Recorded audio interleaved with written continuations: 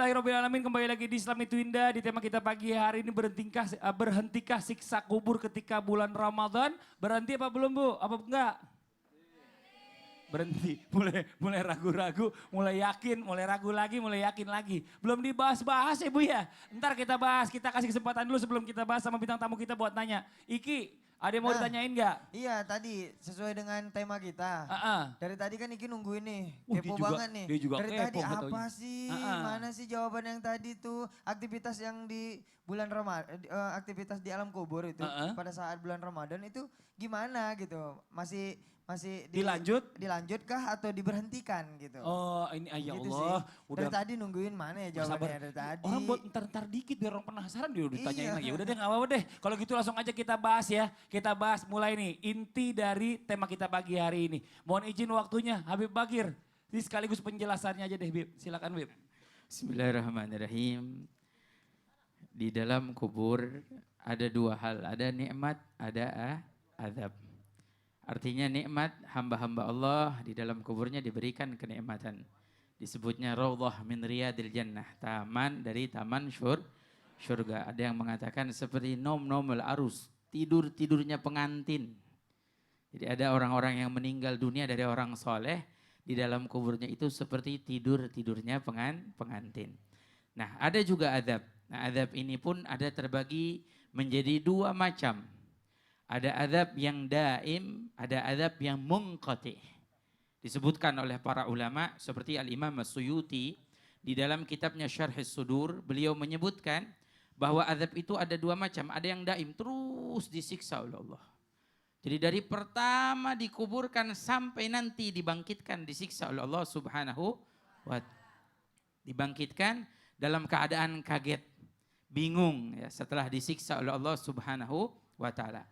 Nah, ada yang munqati, ada yang terputus-putus. Nah, di dalam permasalahan tentang azab atau siksa yang terputus-putus, artinya yang diberhentikan oleh Allah Subhanahu wa taala, ini banyak pendapat-pendapat para ulama. Seperti Al-Imam Al-Yafi'i. Al-Imam Al-Yafi'i mengatakan bahwa ada hamba-hamba Allah yang mungkin tadinya semasa hidupnya di dunia sering bermaksiat, tapi ada kebaikannya, maka diberhentikan azabnya. Setiap kapan? Disebutkan setiap hari Jumat. Jadi disebutkan oleh Al-Imam Al-Yafi'i setiap hari Jumat. Al-Imam An-Nasfi menyebutkan diberhentikannya setiap hari Jumat dan setiap bulan Ramadan. Jadi ada pendapat ulama yang mengatakan diberhentikan, di stop dulu. Seperti tadi guru kita mengajarkan kalau misalkan meninggal di bulan Ramadan tidak dipertanyakan. Begitu juga azabnya diberhentikan oleh Allah Subhanahu wa ta'ala, diangkat, meringankan hamba Allah tersebut dengan kemuliaannya bulan Ramadan seperti kemuliaannya hari Jumat. Nah makanya dengan hal ini banyak mungkin ada perbedaan ulama, ada yang mengatakan enggak, terus lanjut. Ini perbedaan yang perlu kita sikapi dalam segi ilmu. Ya orang berbeda boleh apa enggak boleh? Ya ulama juga banyak yang berbeda, betul. Di mana ketika perbedaan tersebut kita harus cerdas. Dan apa memahami dalam perbedaan pendapat ulama tersebut kita pelajari ilmu itu luas. Rahmat Allah juga luas. Jadi kita memahami tersebut. Jadi ada yang disiksa oleh Allah secara terus menerus. Siapa? Orang-orang kafir nggak berhenti azabnya. Disiksanya nggak berhenti. Namun ada ulama yang mengatakan orang kafir pun dengan kemuliaan Ramadan diberhentikan untuknya. Jadi ada orang-orang kafir pun diringankan siksanya oleh Allah Subhanahu wa taala karena bulan Ramadan. Ini disebutkan di dalam kitabnya Al-Imam As-Suyuti. Jadi ada hujahnya, ada dalilnya di mana hal-hal tersebut dijelaskan. Jadi kalau kita ditanya, nih orang yang disiksa oleh Allah dalam kuburnya diberhentikan apa enggak? Diberhentikan di bulan Ramadan. Ada ulama yang mengatakan tidak diberhentikan. Nah bahkan ada nanti yang menjadikan seseorang itu kira-kira kalau dia di dalam kubur, kita mengirimkan sesuatu atau mendoakan atau apa, diangkat enggak siksa kuburnya? Diangkat atau enggaknya kan jadi penasaran buat kita ya.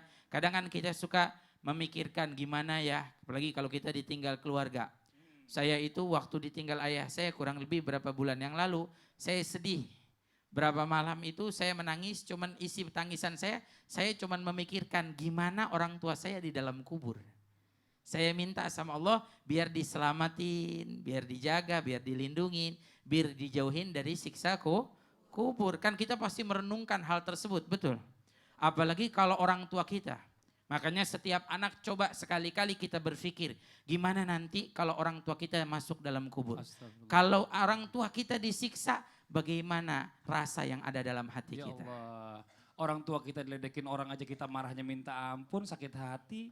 Kalau orang tua kita disiksa, aduh kita pasti sedih banget nih Bib. Betul. Masya Allah. Makanya nih buat anak-anak yang orang tuanya udah meninggal ya. Yang suka lupa bacain doa buat orang tuanya. Minimal kirim Al-Fatihah nih hari ini kita ingetin lagi nih mumpung bulan Ramadan burang baik ya. Ayo sama-sama yuk kita doain orang tua kita yang udah gak ada nih. Biar orang tua kita tuh berharap banget dari kita nih doa-doanya ya anak-anaknya. Amin. Masya Allah, jazakallah Herbib, makasih banyak. Berasa juga, kebetulan Anda juga ayah udah nggak ada ini Masya Allah masuk tahun ketiga. Ini mudah-mudahan bermanfaat buat semua. Alhamdulillah. Jamaah. Aduh ternyata ya ada banyak pendapat. Tapi tadi ada pendapat yang dikatakan bahwa memang ada juga yang azab itu setiap hari ada yang dipotong-potong. Nah bahkan ada yang dibilang juga di bulan Ramadan ini bahkan diliburkan. Nanti setelah Ramadan, habis awal mulai baru dilanjutkan lagi. Ini Masya Allah luar biasa nih. Nah sekarang kalau kembarannya udah dikasih nanya, kembarannya satu lagi nggak dikasih nanya, ntar dia ngambek lagi. Ya. Ngambek. Mohon maaf ya Bang, Ikido agak bawel Bang. Dia Oh mau gitu ya? nanya terus Bang. Oh gitu. Pengen tahu terus Bang. Ido nanya nggak? Nanya lah. Ya sama aja dong bawel juga berarti. Silakan pertanyaannya apa Iya. Ando?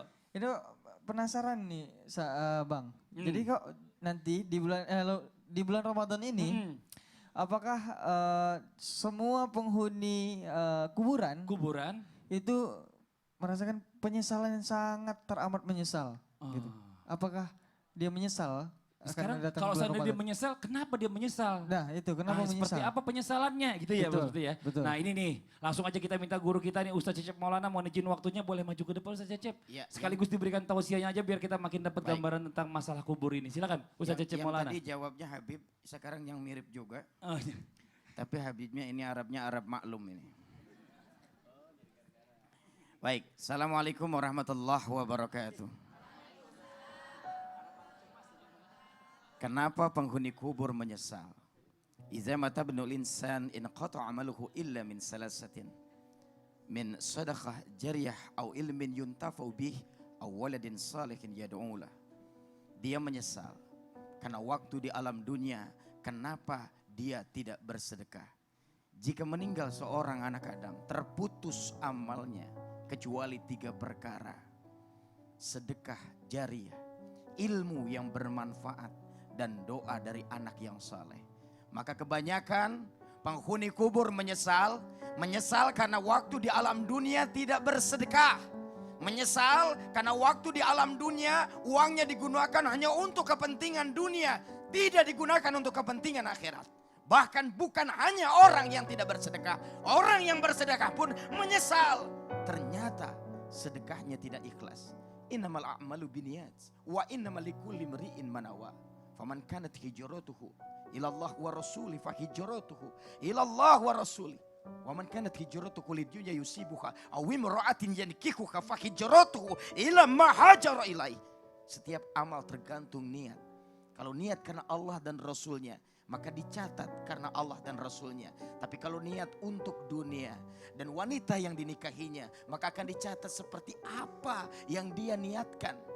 Kam min amalin yatasawwaru bi surati amali dunya wa yasiru bi husni niyyah min amalil akhirah wa kam min amalin yatasawwaru bi surati amalil akhirah thumma yasiru min amali dunya bi su'i niyyah. Betapa banyak amalan dunia jadi amalan akhirat karena baiknya niat. Tidak sedikit amalan akhirat jadi amalan dunia karena jeleknya niat. Salat, zakat, puasa, haji, amalan akhirat, tapi niat hanya ingin dapat pujian dari manusia.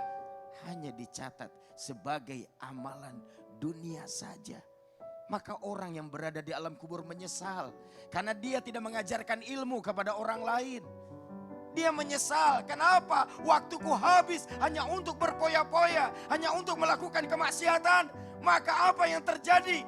Mulutnya digunting. Kabura maktan indallahi an taqulu ma la taf'alun. Amat besar kebencian di sisi Allah apabila dia hanya berkata yang baik, tetapi dia tidak pernah mengamalkan. Ini menjadi teguran bagi saya sendiri. Jangan biarkan hanya menerangi, tapi seperti lilin yang memadamkan, seperti lilin yang membuat dia meleleh. Anak yang saleh. Betapa indahnya apabila sekarang kita manfaatkan waktu kita dekat dengan anak kita. Ajarkan mengaji. Sama-sama tadarus. Sholat bareng. Karena kita tidak tahu. Waktu tidak terasa. Kadang anak kita yang masih saja menangis kemarin baru lahir ke alam dunia. Sudah menjadi balita. Kemudian sudah SD, SMP, SMA, tahu-tahu sudah dewasa. Menyesal kita. Kemana anak kita dulu. Manfaatkan waktu kita sebaik-baiknya. Banyak orang yang menyesal karena waktu di alam dunia. Dia punya anak tapi anaknya tidak pernah ingat kepada Allah. Anaknya lupa kepada Allah. Kenapa? Karena orang tuanya tidak mengingatkannya untuk mengingat Allah. Aduh, astagfirullahaladzim. Ini benar-benar ya bicara masalah tentang kita yang masih hidup nih. Kadang-kadang benar, lupa banget sama orang-orang yang udah meninggal. Ngirim doa enggak, ya ziarah enggak. Ini Masya Allah ya, mudah-mudahan semua lagi diingetin nih. Mumpung masih di bulan Ramadan, di bulan yang baik ya. Yuk sama-sama paling enggak kirimin Al-Fatihah buat orang tua kita. Atau kalau memang sempat, ayo makam ke makam, ziarah. Tadi kata Habib menjelaskan, mendatangi orang yang sudah meninggal itu sama juga mendatangi orang yang masih hidup. Dia tahu. Cuma dia gak bisa balas jawab doang. Atau dia udah jawab cuma kita gak denger. Nah ini Masya Allah, jazakallah khair. Makasih banyak Ustadz Cecep atas penjelasannya. Mudah-mudahan bermanfaat buat semua. Alhamdulillah. Jamaah. Gimana Bu? Masih takut? Masih? Takut banget apa takut aja? Takut banget ya Bu ya. Semua pasti takut. Biar kita nggak takut yuk. Makanya nih sekarang semuanya ya sama-sama kita siapin bekal kita nih sebelum menuju yang namanya ke alam kubur. Nah sebelum kita lanjutkan lagi ya. Kita mau dengerin dulu nih ada kisah inspiratif yang dibawakan oleh guru kita Ustadz Syam. Mohon izin waktunya, silakan Ustadz Syam. Di sebuah perjalanan para sahabat Rasulullah Sallallahu Alaihi Wasallam menepi untuk bermalam. Ketika mereka hendak mendirikan tenda, tidurlah satu persatu daripada sahabat Rasulullah Sallallahu Alaihi Wasallam. Ketika mereka tertidur, terdengar suara sayup-sayup ayat Al-Quran dibacakan. Tabarakalladzi biyadihil mulk, wa huwa ala kulli syai'in qadir. الذي خلق الموت والحياة ليبلوكم أيكم أحسن عملا. Surah Al-Mulk terdengar dibacakan hingga tiba pagi hari. Ketika pagi hari menjelang, sahabat keluar daripada tenda masing-masing. Setelah melaksanakan sholat subuh, sang imam pun membalikkan badannya dan bertanya kepada sahabat yang lainnya. Wahai sahabatku, siapa yang semalam membaca surah Al-Mulk? Mengapa engkau membaca surah Al-Mulk saja? Padahal masih banyak surah-surah yang lain. Banyak surah-surah Allah yang Allah turunkan kepada kalian. Kenapa kalian membaca surah Al-Mulk berulang-ulang kali? Tidak ada satupun sahabat yang mengangkat tangannya. Akhirnya mereka pulang. Dalam perjalanan pulangnya bertemu dengan Rasulullah Sallallahu Alaihi Wasallam, menceritakan kisah ini kepada Rasulullah. Ya Rasulullah, semalam kami mendirikan tenda, kami tidur di dalamnya, kemudian kami mendengarkan surah Al-Mulk dibacakan berulang-ulang. Apa kata Rasulullah Sallallahu Alaihi Wasallam? Ketahuilah, di tempat kalian mendirikan tenda tersebut, di sana adalah bekas tanah kuburan. Tenda tersebut adalah bekas tanah kuburan di bawahnya. Yang dahulunya tanah lapang, yang sekarang menjadi tanah lapang. Ternyata dahulu di sana adalah bekas kuburan. Dan ketahuilah, suara Al-Quran yang kalian dengarkan adalah suara daripada para penghuni kubur yang ada di dalamnya. Hiyal mani'ah, hiyal munjiyah, tunjihi min adzabil qabr, kata Rasulullah Sallallahu Alaihi Wasallam. Surah Al-Mulk itu 30 ayat di dalam Al-Quran. Dan dia menjadi sebuah penghalang. Dan dia menjadi sebuah lentera. Dia menjadi sebuah penyelamat di dalam kuburmu nanti. Kata Rasulullah Sallallahu Alaihi Wasallam. Seorang yang meninggal dunia, dia akan merasa bahwa dirinya sedang bermimpi meninggal dunia.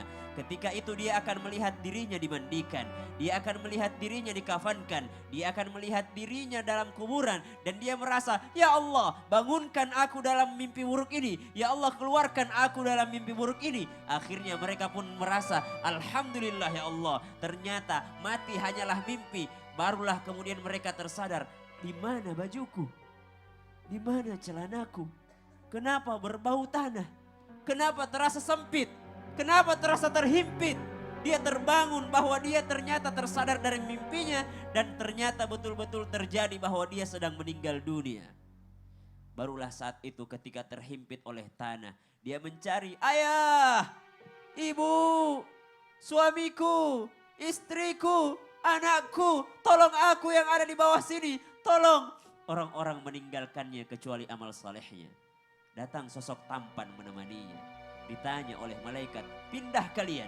Saya akan menanyai si mayat ini perkara-perkaranya di dunia. Saya akan menanyakan kepadanya apa saja yang dia kerjakan di dunia. Apa saja kebaikan yang pernah dia kerjakan. Berkata sosok tampan tersebut, tidak, saya tidak mau meninggalkannya. Tanyai saja kalau kau mau tanya dia. Tapi dia adalah sahabatku. Tahukah kita siapa sosok tampan ini? Dia adalah Al-Quran yang kita baca. Maka dari itu sahabat kita sesungguhnya adalah Al-Quran. Bukan hanya sahabat kita di dunia. Bulan Ramadan, bulan Al-Quran. Syahrul Ramadan alladhi unzila fihi Al-Quran. Inna anzalnahu fi lailatul qadar. Mengapa? Karena benar sungguh-sungguh kita menjadikan Al-Quran sahabat kita. Karena sahabat kita bukan hanya yang menemani kita di dunia. Tapi sahabat kita yang mampu menemani kita di dalam kubur. Hanyalah sahabat sejati kita. Siapa dia? Dialah Al-Quran yang sehari-harinya kita baca, di mana di dalamnya kita membacakan firman-firman Allah Subhanahu wa taala dan menjadikan Al-Quran ini syifaan wa hudan wa rahmah, obat, kemudian menjadi petunjuk, kemudian juga menjadi rahmat untuk kita semoga. Semoga kita semua menjadi hamba Allah yang bersyukur, hamba Allah yang bersabar sehingga kita masuk ke dalam kubur insya Allah ditemani dengan amalan-amalan soleh kita. Sadaqallahul adzim. Masya Allah, makasih banyak Ustaz Syam, jazakallah khair, makasih ya Allah, kisahnya bagus banget ya, mudah-mudahan bermanfaat nih pastinya buat kita semua untuk lebih menggerakkan hati kita lagi untuk membaca Al-Quran, untuk menjadikan teman-teman kita nanti yang membantu kita pada saat kita di alam kubur. Nah buat jamaah semua yang ada di studio dan juga jamaah yang ada di rumah, jamaah! Mau di kuburnya terasa di neraka atau terasa di taman-taman surga? Mau tahu gimana caranya? Mau tahu aja, mau tahu banget. Buat yang di rumah nih, setelah ini akan ada amalan-amalan agar bisa menjadi penerang kubur. Serta doa-doa ampuh untuk menjadikan kelak kubur kita sebagai taman-taman surga. Dari guru-guru kita, dari Ustadz Maulana dan juga Habib Bagir. Yang di rumah siapkan catatannya. Jangan pindah-pindah channel, jangan tidur dulu. Tetap di Islam itu Indah. Jamaah!